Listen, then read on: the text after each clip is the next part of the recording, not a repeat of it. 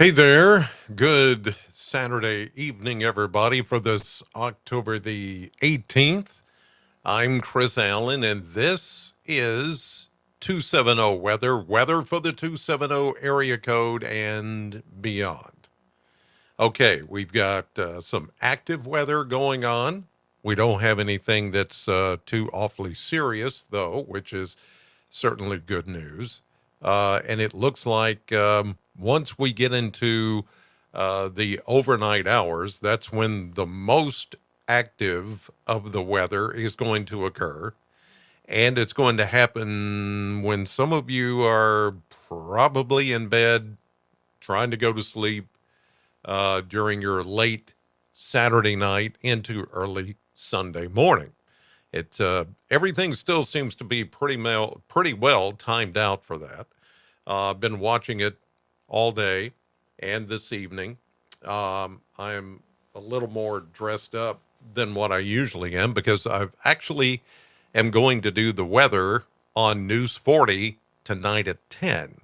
So this being almost 8 o'clock now, it's 7:58, the current time. I thought I would jump in here and give you an update before I go back to the TV station and get ready to do the 10 o'clock news tonight. You can see the latest information scrolling at the bottom of your screen. That's your R&R controls update there with the ticker. Let's get into what's going on, or what has, first of all, occurred today, which has been some really, really warm air. We did not break a record today, but boy, did we come close. I mean, it came awfully close, as a matter of fact. Let's check it out here. The high today reached 87. The high, the record high for today, 88. That was set back on several occasions. You have to go back to 1920, 1963, and then 2016. Those are the three different times that we have reached a high temperature of 88 degrees, therefore a record for October the 18th. Crazy, huh? Yeah, that many. That many. That many times it's happened, and it almost happened today. And yes, that extra warmth helps fuel the kind of setup that we have tonight with the strong cold front coming in.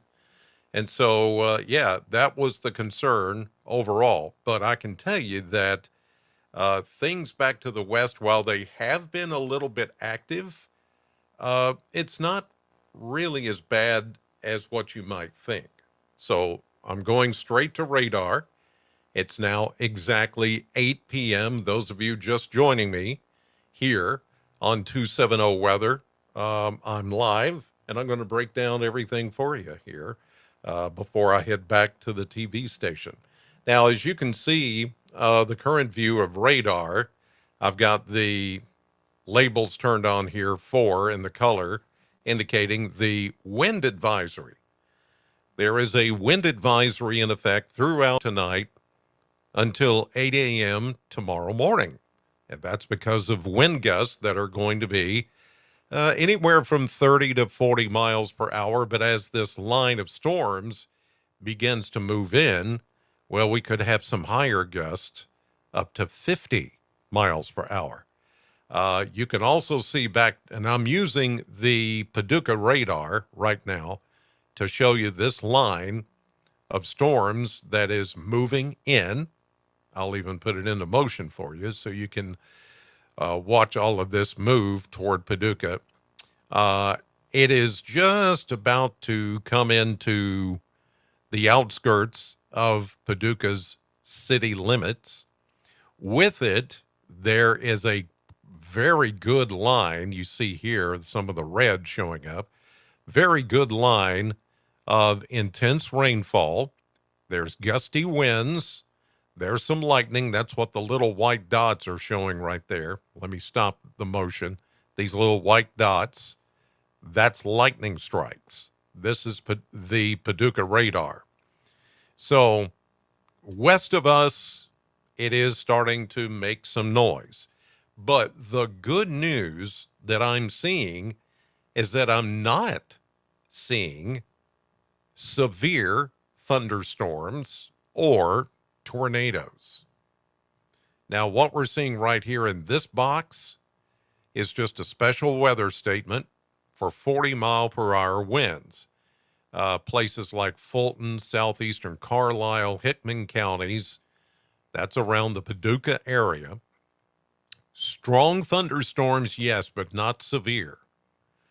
Winds are gusting up to 40 miles an hour, which is not severe thunderstorm strength, but still with those winds, they could knock down tree limbs and blow around unsecured objects around the Fulton area, Hickman, Water Valley, Clinton, Kentucky, and that's Interstate 69 between mile markers 1 and 8.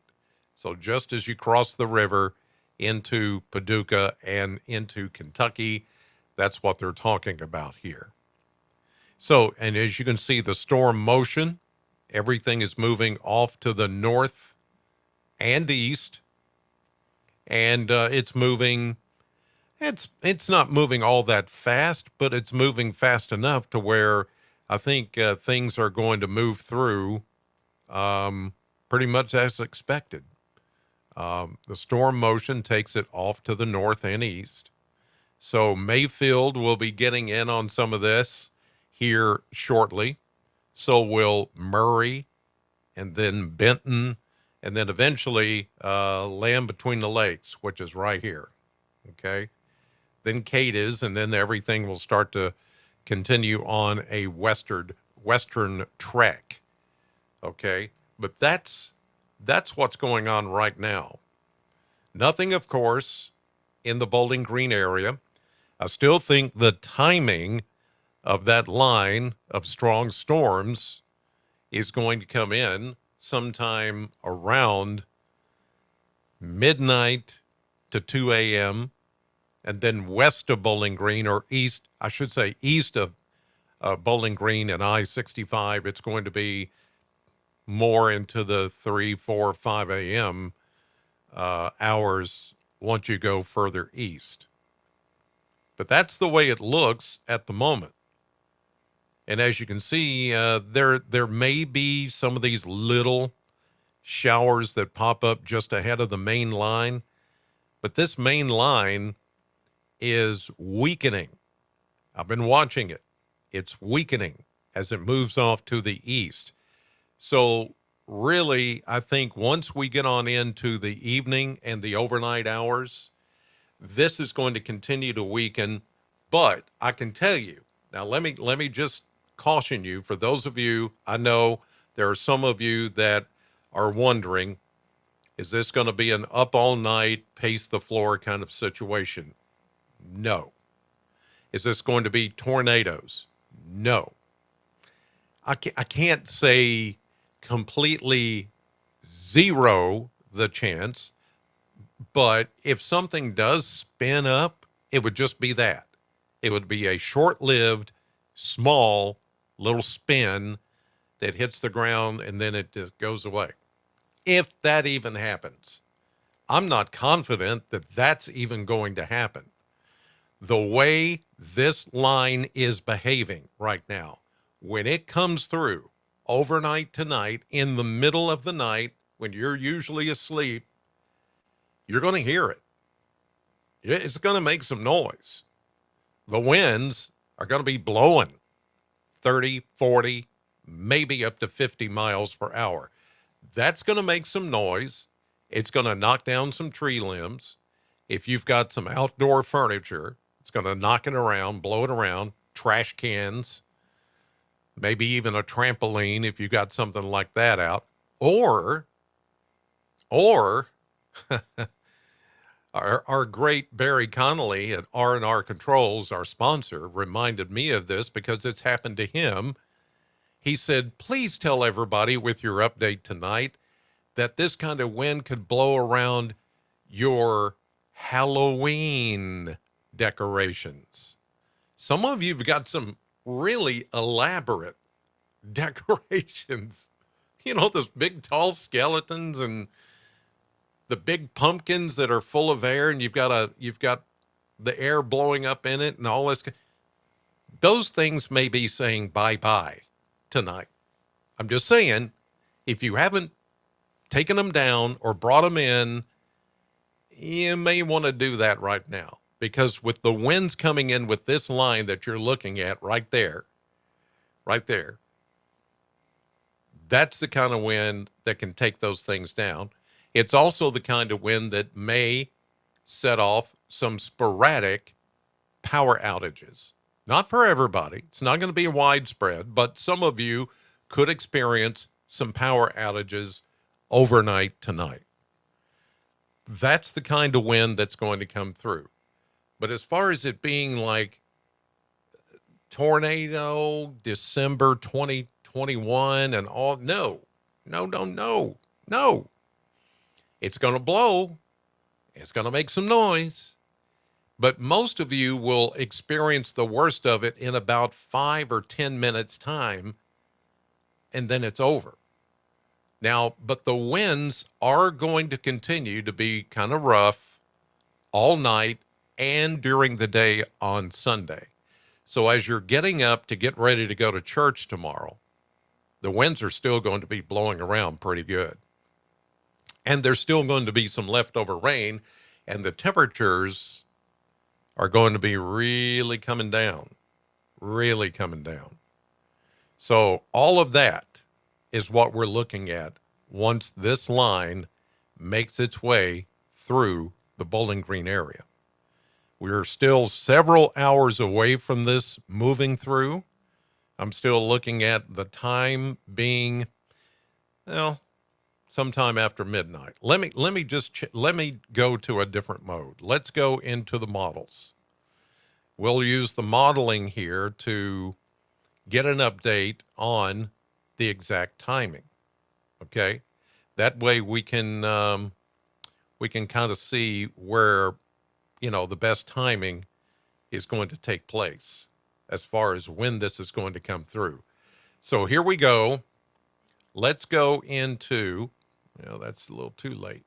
Okay, so here is, and I used this last night. I used a couple of models. I used the HRRR, which is the high resolution rapid refresh model.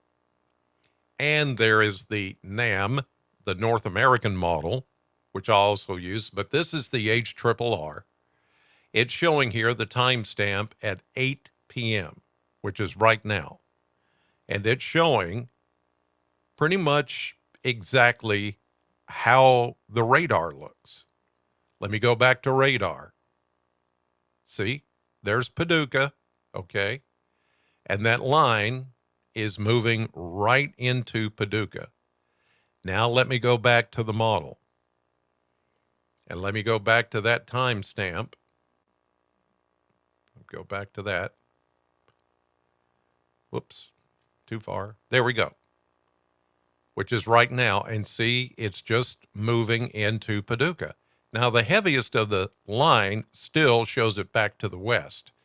So the model is just a little off, but not by much. So if we use this model, and I'll do a comparison to the other model as well, you're getting the worst of the weather moving through Paducah in the 9 to 10 o'clock hour. It gets closer to Hopkinsville at about 10. Around 11, we're looking at the line being from I-69, Madisonville, down to Hopkinsville, with a little maybe light rain trying to move into Bowling Green. Here's midnight, closing in on Bowling Green, then 1 a.m. Look, notice how it weakens. It continues to weaken as it moves east. Here is 2 a.m., still some leftover showers and gusty winds blowing around. Here's 3 a.m., 4, 5. That's when it kind of slacks off. But that's going to be the time that some of you get up and you get ready for church. Winds and much cooler winds and some leftover showers. Okay, so that's the HRRR. Let's go to the NAM. And this is what I honed in on last night, more specifically, with the timing. So let me go to the current. Let me find the, okay, 5P. Okay, here we go. So this one keeps everything, this one is running now a little behind. This is showing, here's what it should look like now. But as you know, the line is now closer to Paducah, right back here. So there's a little space. It's a little behind. Here's Bowling Green, Southern Kentucky. So this model is going to be off just a little bit. Okay. So in that case, we're going to, just kind of think this could just be just a little bit behind. All right, let's go. Here we go. Here is 9 o'clock, 10, 11, midnight, 1, 2 a.m., 3. Now, so the North American model, NAM, shows the line coming through Bowling Green about 3 a.m. So it's safe to say anywhere between midnight and 3 a.m. looks to be the prime time for us to get that line of gusty, I'm just going to call it gusty showers coming through Bowling Green when it's going to make the noise. Okay. And the temperatures, by the way, are really going to take a dive when all this happens. I can't get where I drew on here, I can't get it off, take it off for some reason. I tried to erase it, but it didn't let me erase it. Let's see if it'll let me take it off. There we go. Okay. I just had to hit the right button. Okay. Now I'm going to put up, and I'm going to show you this. I'm going to put Bowling Green right in the center. So this is when the front is about to come through. This current time you see here is 3 a.m. The temperature is still just about 70 degrees. But let's go early in the morning. Here's 4 a.m. The temperatures fall and fall and fall. Keep falling. 62, 61, 60. Here's 10 a.m. We're now in the 50s. By noontime, we're at 55 in Bowling Green with winds of 20 to 30 miles per hour and some leftover showers. You're going to need a jacket, something, tomorrow in the middle of the day, noontime. If you're going to church tomorrow morning, you're going to need something to keep you from the leftover showers and the winds blowing and the temperatures falling through the 50s tomorrow. Here we go. 1 o'clock, 2, 3. It tries to warm up back to around 60 before sunset, but let me show you how cool it's going to get, say, tomorrow night. Keep going, keep going. 40s starting to show up now. This is midnight tomorrow night. Midnight Sunday night into early Monday morning. The temperatures fall into the upper 40s.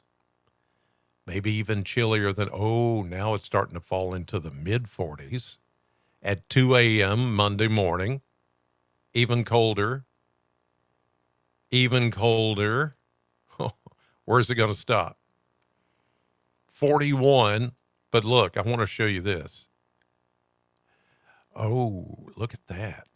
Oakland, Smiths Grove, over toward Glasgow, Horse Cave. Look at that. 38. 37. Look up here in Greensburg, 35. Campbellsville, 34. Yeah, 34, almost 35 degrees. Very early Monday morning, as skies clear and the winds die down, it is going to get that chilly. So, isn't that crazy? I know some of you are like, really? Is it going to do that? Yes. Yes, it is. So I'm telling you, while this cold front, as it comes in, maybe isn't going to bring us that kind of severe weather, like punch severe weather, but it is going to be robust enough to produce the gusty winds overnight and then send the temperatures plummeting. Remember, we had almost a record high today, 87, and we're going to go down to like 37 by tomorrow night. 87 to 37, that's a 40-degree drop. So tomorrow, when the winds are blowing and that colder air starts to come in, you're going to know it's fall, but it's also going to feel a bit rough. I'm just telling you. I want you to be prepared for that. I don't want you to be taken off guard. All right, quickly now, because I do have to get back to the TV station, and it's after 8 o'clock, and I've got to prepare for the 10 o'clock newscast tonight. Temperatures right now in the 70s. Let's see if any rain has been picked up yet. Very little. All the way back where you just saw the line on radar coming into Paducah, they have, in Ballard County, a 1/4 inch of rain already. And then down toward Fulton County, that's Hickman, Kentucky, almost a 1/2 inch of rain just within the last half hour. And it's coming down. So we're going to get some badly needed rain out of this. There could be some 1 to 2 inch rainfall amounts with some of this as it comes through. How about rainfall? Well, you see there. Let me make sure that that's an updated graphic. Okay, there it is. So you can see here, the heaviest of the rain is going to be right over western Kentucky. On that graphic, inch to 1.5 inches. There may be some a little bit more than that. And we're looking at anywhere from 3/4 inch to 1 inch of rain here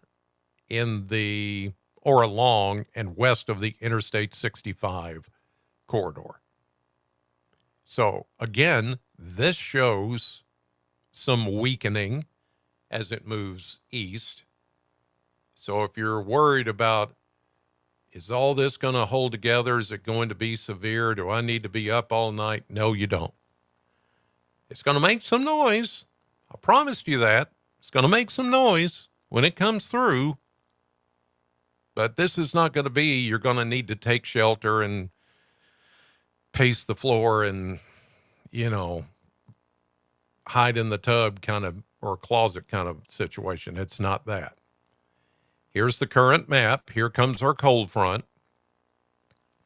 By tomorrow morning, rain still left over. Here's the front coming through about 7, 8 a.m. or so in the Bowling Green area. This is when you're really going to start to feel the temperatures going down. And some of the winds with the tight pressure gradient here, the winds are going to be gusty, 30, 40, 45 miles an hour with the colder air coming in, and even some leftover rain, as you see. And this is going to be the kind of what I call nuisance rain, aggravating rain, because the wind will be blowing. And the wind's just going to hit you, and the raindrops are going to hit you, and you're going to be like, ugh. Let me hit the refresh. Okay, here we go. Get back to that point. Here is 1 o'clock tomorrow afternoon. Showers will gradually end from west to east. Here's Bowling Green. There's Hopkinsville. You can see how the front is moving on. It's not going to sit and linger. It's going to move on, get east of us by tomorrow afternoon. Here comes the colder air. The winds begin to relax. 7 p.m. tomorrow night. Here's Monday morning with high pressure sitting right over northern Alabama. But wait, there's another system coming. Oh, look at this. Another little cold front. And some breezy conditions. Look at that the tight lines. The isobars are a little bit tighter with this next cold front. Now, last night, this front had some moisture with it. But this update shows very little, if any. So what this front is going to do when it comes through, it's going to reinforce the cooler air. So here we are. Tuesday morning, there may be a sprinkle or a stray shower and a little bit of a breeze, but then it's going to get even cooler behind that front. For Wednesday and Thursday, I can tell you that some of you Wednesday night and Thursday night may possibly have your first frost. It's possible. Some of you will have lows that are going to dip into the mid 30s Wednesday night and Thursday night under a clear sky and high pressure and the winds calm. If you live in a valley area or in a holler, like we like to say around here, got a lot of hills and hollers. If you live in a holler, I'm telling you, some of you are going to wake up Thursday morning and again Friday morning with a little touch of frost. Not widespread. It won't be cold enough for that, but it's going to be close. It's time. It's time. It's past time for this to happen. It's just been delayed. Here is Friday. And look at this.